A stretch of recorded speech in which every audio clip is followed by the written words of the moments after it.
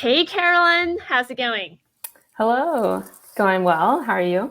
Doing well. Super excited to have you join us. And everyone else, welcome to Plain Speak. In this episode, we are thrilled to have Carolyn Capitello join us. She's a seasoned leader in customer experience with a wealth of knowledge in navigating complex situations, products, and services. Carolyn currently leads the customer experience operations at Intelligent Foods, where she manages the integration of Gobble and Sunbasket care teams. Her role has been crucial in merging the operations, cultures, and teams of these two brands that hopefully lots of us are familiar with and have experienced.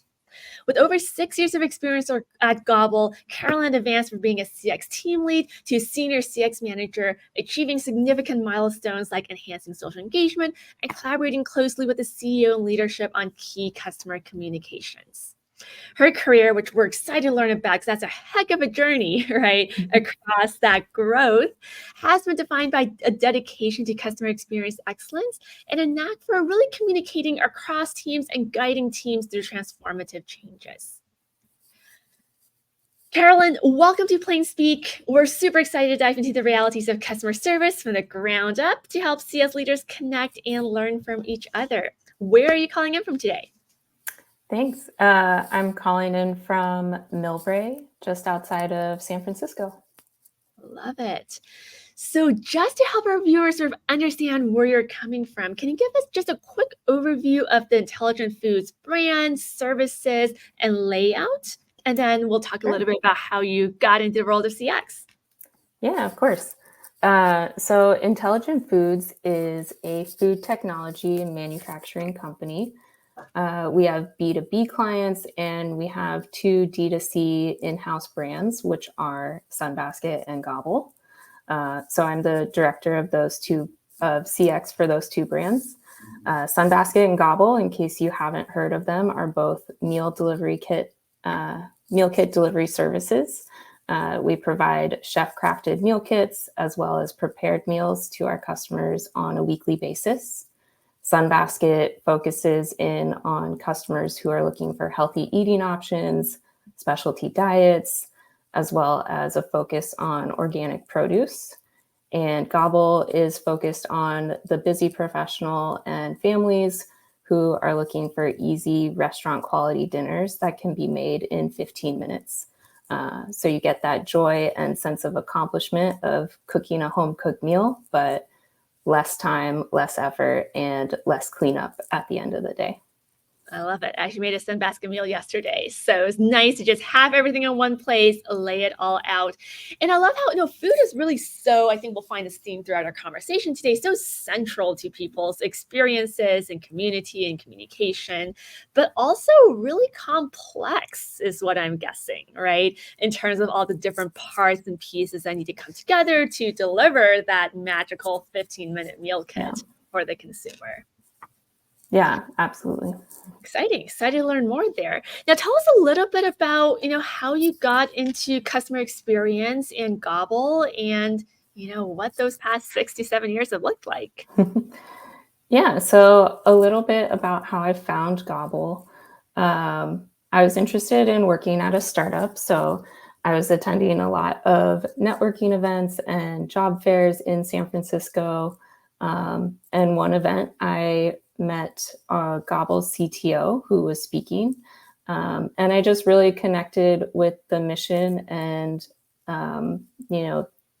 his excitement and passion of working for this company.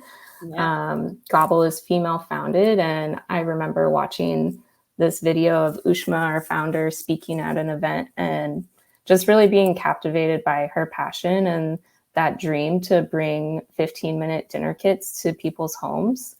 So it really excited me, and I joined Gobble on the customer support team, and I feel like that really fit well with my background. I majored in communications in college, and I also had previously worked as a teacher and after-school mentor with middle school students. So very communications heavy roles and customer-centric experience there. So yeah, I worked my way up through Gobble, taking on more leadership responsibilities. over the last 6 years. And in the fall of 2022 is when Gobble merged with Sunbasket to form Intelligent Foods. And here I am today. That's a really, really cool journey. But to give us sort of a sense, so today, right, Intelligent Foods is, I think, probably the largest, most well-known conglomerate of meal kit delivery between Sunbasket and Gobble. And so you're running 2 teams across 2 brands, lots of folks internally and outsourced. What did the Gobble CX team look like when you joined? When I joined 6 years ago or so, we were all, there's probably 6 or 7 of us in the CS team, and we were all located in Palo Alto. Yeah. It was very startup-y. We were working in this little house, in Palo Alto. So, very, very much like startups. Yeah, And it hands-on. was super fun. We had a kitchen, so we were making the food, we were testing the meals, Wow. really trying to, experience the customer's interaction with our food hands-on in our office. So That's awesome it to was really fun.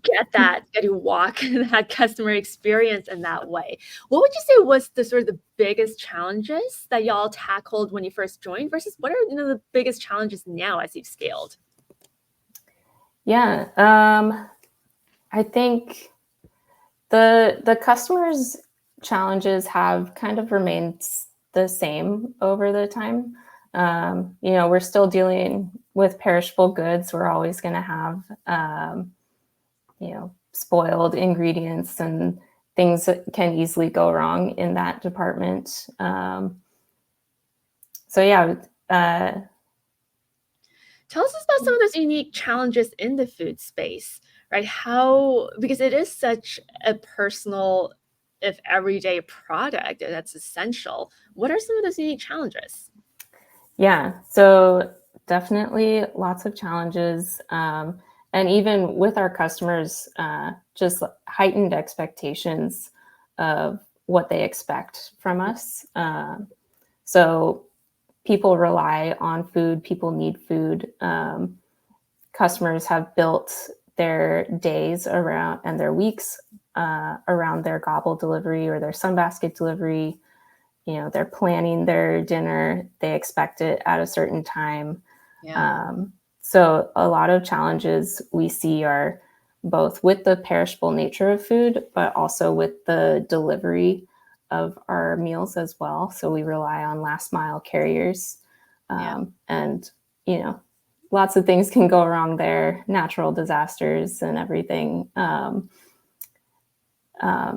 So it's not like any other product. It's not like delivering shoes, right? If you order a pair of shoes online, if they arrive on Tuesday or they arrive on Wednesday, that's fine. But you still get to get your shoes. With food, if it doesn't arrive on your expected day, not only does it put the food at risk of spoiling, but it also, You don't messes have up dinner. your weekly plan. Yeah, you got Yeah. to find something else for dinner that night. So That is, when you think of it in that perspective, it's so tough, right? Because it's so important for it to be consistent and have that, quality and expectation to meet on the customer side. But there are so many moving pieces, right? From the packing to the packaging to the delivery to the last mile carriers, so much of which is kind of out of the CX team's control. How do you think about ensuring consistency and quality from the CX side? Like, what are the tools that your team needs? yeah, so I think timeliness and being available to our customers wherever they need us is a big one. Um, so if they're cooking dinner, they're in their kitchen, they're unpacking their box. If something goes wrong, they need to be able to reach us quickly and easily. So um, being available on SMS or live chat and phone is really helpful for our customers. Um, we utilize a lot of macros and templates for our agents so they can deliver consistent support and maintaining our brand language. Yeah. Yeah, because there's so many layers, right? I mean, I think like there's the layer of just e-commerce logistics, right? In the sense where things have to arrive, they need to arrive correctly, they need to arrive where they are. But then sort of what you mentioned here is there's also that layer of truly experience where food is so much about connection and there are ready-made meals, but these are also meal kits, which means that the experience of assembling them is also part of the product in a sense. Over the course of your time here, are there maybe specific instances where customer experience initiatives have been able to sort of reach beyond the basics of logistics to make an impact on satisfaction and loyalty at Gobble and Sunbasket?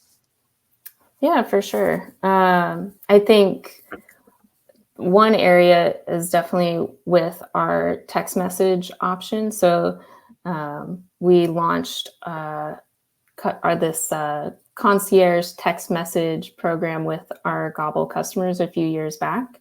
And it became super popular just to be able to reach our team very quickly and get those answers, while you're in the kitchen, while you're cooking, if you need clarification on a recipe,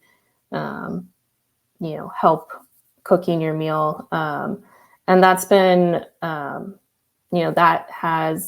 that channel specifically has seen typically like 5 to 6% higher CSAT scores than email and phone do. That's awesome because it really is like an engagement concierge channel, it sounds like. Yeah, exactly. And we make sure to have that phone number visible for our customers. It's on the recipe card.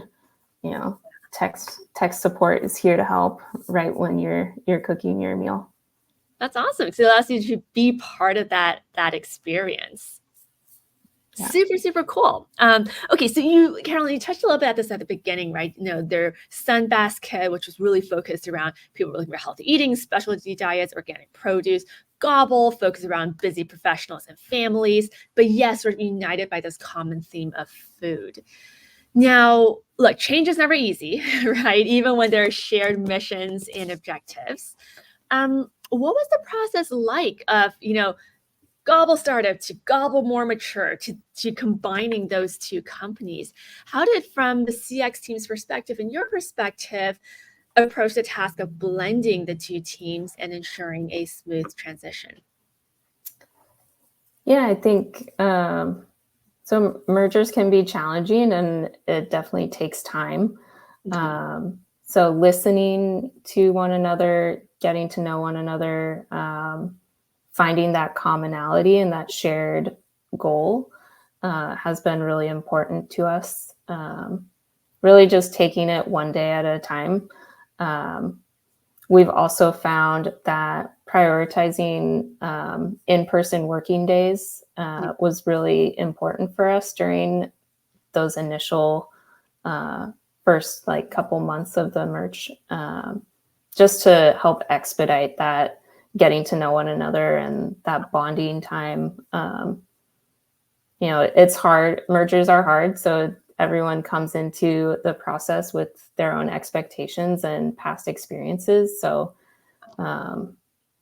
having those conversations over a video call is not always easy. And we found it really helpful to have that time in person together. Definitely. Were there any maybe key lessons or takeaways that you learned here or sort of interesting things that you found surprising as two teams centered around food, but very different came together?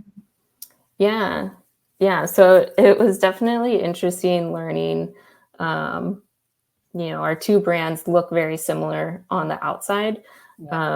But coming together, we realized, there's a lot of differences internally on how we went about solving problems. And from the CX side specifically, there's so many tools out there for customer service, from CRMs to survey tools to QA tools and all of the different technologies. So when we came together, we realized, Sunbasket and Gobble we've chosen completely different tech stacks on both sides. So that has been a big challenge for us over the last year is like looking at our tools that we're using and deciding which ones are going to serve us best as intelligent foods moving forward. Yeah. Cool. I mean, definitely two sets of different experiences, different tools, but I know we're talking a little bit about this earlier this week, but it's also kind of cool in the sense that you essentially get two sets of like experimental data, right?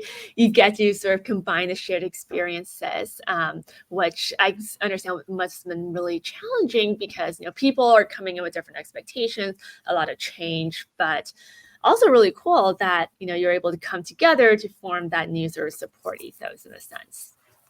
Yeah, absolutely. And really, it was helpful from the operations level and looking at all the different ways we've like tested out different packaging over the years and coming together and seeing like, oh, you like we've tried this cardboard in the past and like, that worked really well for us and being able to share that knowledge together has been really helpful as well.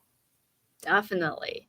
Definitely. Okay, so you just said something interesting, which is you talked about operations and operational learning, right?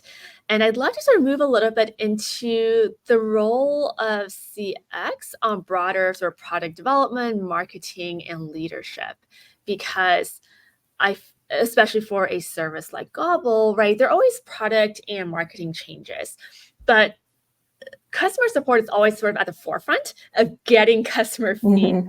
right? Because Yeah. yes, you can track some macro level things like how many packages are late and things like that, but all those other things like packaging learnings, I'm guessing probably get routed through the customer experience team, right? Yeah, definitely. Like our customers are, you know, the first people to know about any changes, and they often will tell us if they don't like a new change, or even if they do like a new change. So, and week to week is everything is different. We have new menus each week, so there's new ingredients going out every week. Um, for example, like. One week we send eggs in some of our meals, and one week customers were telling us like, hey, the eggs are arriving broken, like they're leaking out everywhere. um, so the CS team is the first to hear about that. We're like on that front line. We're able to take that data back to our packaging team and say like, hey, take a look at these eggs, like what kind of packaging were we using? How can we improve this for the next time we have eggs on the menu? And we're able to, quickly share that data with them and, um, implement new changes to our packaging.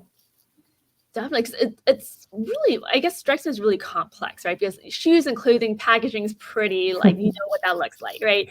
And I've seen some of the weekly, but with Sunbasket and Gobble, I'm guessing there are, dozens, if not hundreds, of different components and packaging bits and pieces and different ingredients that go into that.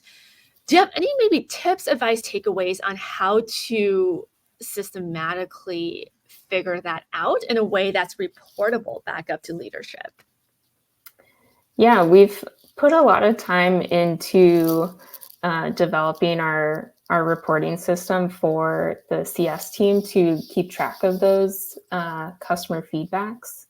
Um, so we are able to categorize different types of feedback and trace it back to the individual ingredient or component of a specific dinner kit.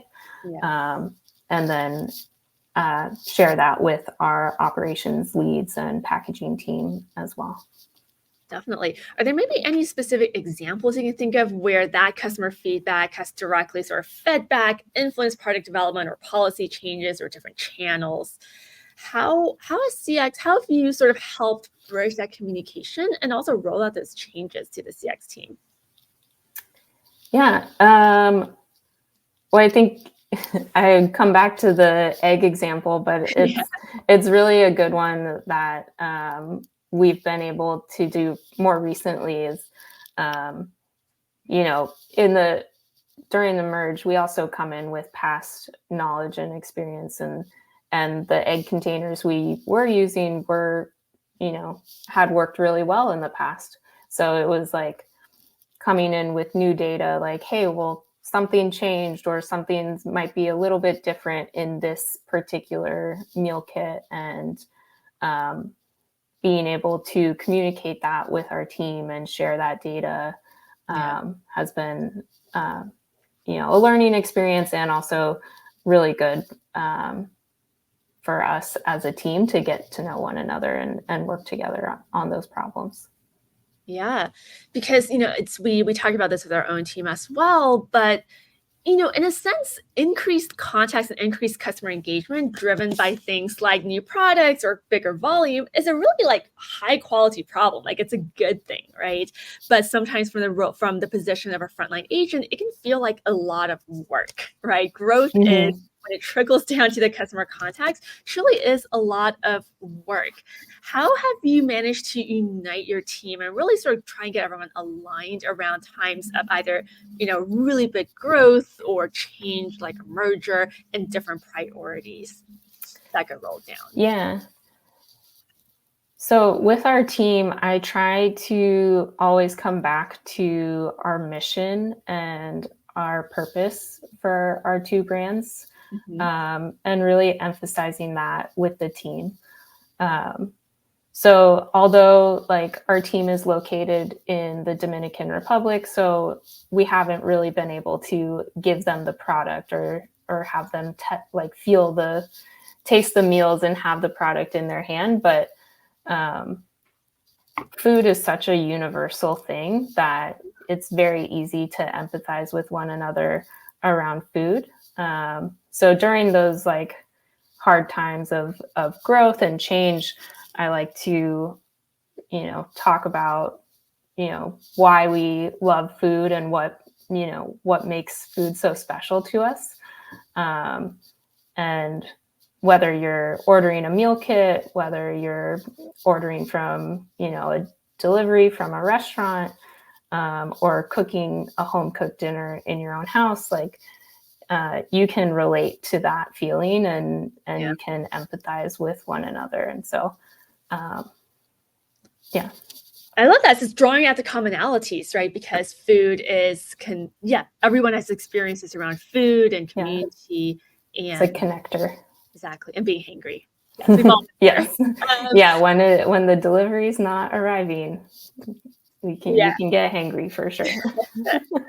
Makes a ton of sense. It makes a ton of sense. There's that common connection, right? And then that said, though, in the world of 2024, where AI and automation is the topic of conversation, tell us a little bit about how you thought about that in the context and worked with that in the context of intelligent foods. How have you been able to successfully integrate bits of AI and automation into the customer experience? Yeah, I think so. We've mostly focused in on AI and automation with our bots and our chat bots. So adding personalized data into the bots so they can interact with our customers and provide customers with um, personalized conversations. Mhm. For example, our Sunbasket bot is able to have conversations and help customers by self-serve those simple issues such as like a missing ingredient, and is able to provide the customer with credit if they have a missing item or something similar. On the Gobble side, we've put in some personalization around where's my order, so customers can text in, and get their tracking number back to them, as well as like finding out when to expect their delivery. So yeah, that's been our approach so far. Yeah. Yeah, it feels like you're really expanding that customer experience, truly as experience beyond the initial point of contact, right? So you're giving them delivery notifications, you're leveraging all of those tools. And what I heard with Sunbasket is also Sunbasket just now is also that you think about how the customer wants to interact with the brand, right? You're saying, okay, if it's a missing item, that's really simple. But then earlier we also talked about that text concierge line, right? Mm-hmm. So it sounds like it's really balancing that when to use automation, simple, easy, help out with expectations, versus you do have that great human, empathetic concierge touch, but you're trying to use that where it's going to have the most impact, right, during the cooking experience, Yeah. and balancing, right, where automation goes. Yeah, exactly. I think having that balance is important. And, I try to consider it from the customer's perspective when I'm thinking about it. Is like, how would I, as a customer, want to interact with this brand based on like whatever question or issue I might have? And, if I have complicated questions about cooking and ingredients, I kind of want that extra human touch versus like, if I just need a small refund or credit for something, like I'd rather not have to talk to someone about that. No, it's a great way of thinking about it, because it's almost like saying the more Wismos are automatically resolved, the more space, time, and attention we have for personalized concierge contacts. Yes, Right. exactly. I love that. It's great to think about it. We are coming close to the end of our lunch half hour here. But to maybe sort of come back to what we've talked a little bit about here, which is the merger between Sunbasket and Gobble, we have a rolling question of the week for you from our last guest, John McCain, the Vice President of Customer and Member Care at FTD. And he's curious to talk about the theme of motivation, where we know that people do not like to change. So, in a complex integration, such as perhaps Sunbasket and Gobble, what, sort of thinking back, are the top 3 things that you did to keep everyone moving forward and in sync and aligned? Yeah. Well, I'm not going to lie, it's very difficult. Good It's things in life very are. challenging. But first off, I would say trying to set clear priorities as much as possible. Um, it's challenging in a merger because there's a lot of uncertainty. But as much as you can, like setting some priorities or small goals with your team, even if it's just like day by day, and kind of taking things one day at a time. Being able to have like one goal, one thing that you're looking to accomplish in the next day or two is, I found, has been helpful. And then also connecting back to the mission, connecting back to our customers and why we do what we do. And lastly, I would say also prioritizing rest and taking care of yourself, making sure everyone's, having that time for some self-care and rest, because it's a long journey and a challenging one. So Marathons, not sprints. yeah. Makes sense. Well, Carolyn, thank you for sharing a little bit of that experience with us here. And maybe as a parting question for our guest next Plain Speak, what's the one thing you'd like to ask them? Yeah. So my parting question will be, if you were not doing your job in customer support, what would you be doing instead? And what would you be doing instead?